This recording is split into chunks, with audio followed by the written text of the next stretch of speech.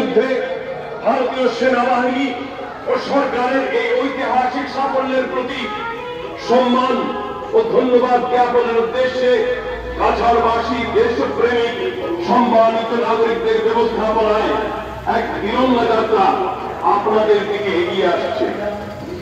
রাজনৈতিক মতাদর্শের ঊর্ধ্বে উঠে জাতি ধর্ম বর্ণ নির্বিশেষে আমরা ভারতবাসী আমাদের কাছে রাষ্ট্রহিত সর্বোপরি এই পরিচয় ও শপথ নিয়ে ঐক্যের বার্তা দিতে প্রতিজন নাগরিক এই যাত্রায় পা মিলিয়েছেন।